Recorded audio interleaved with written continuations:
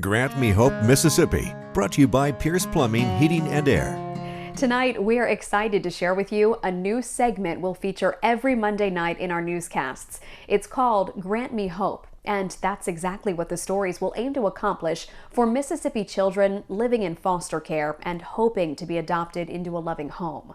Grant Me Hope is also the name of a nonprofit we're partnering with on this that is working tirelessly to help these children. I sat down through Zoom with the founder of this organization to find out more about her dream of helping these children in our backyard and throughout the country.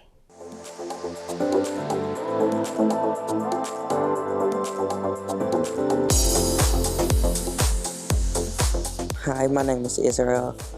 One thing I'm grateful for is being here and then waking up in the morning. Israel is 11 and loves sports. He wants to be a police officer one day, but what he wants even more is a loving family of his own.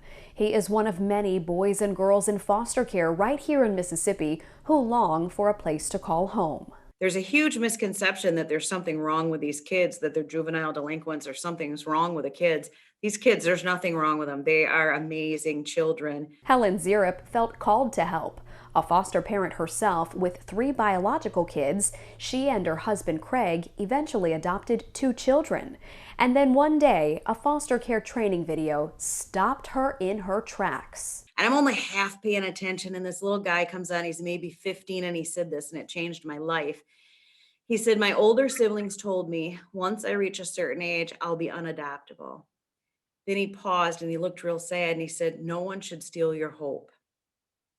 And that hit me so wrong. And I thought, oh boy, I better watch this better. Zierup and her husband own a trucking company in Michigan. So she got moving, calling her business contacts. And that's when she founded the nonprofit Grant Me Hope. I'm hopeful for a family that will take care of me and love me. The organization highlights older children and children in sibling groups who Zierup says are often harder to find homes for. A film crew meets them to capture their stories.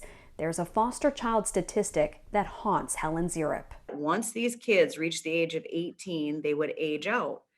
And once they aged out, 25% would end up homeless. So you might say this transportation company owner's driving force is to get the word out about these incredible kids. Grant Me Hope is featured on the back of each of her trucks and even on many of her competitors' trucks. You know, I always say to my team, if we get one child adopted, it was worth all the work, right?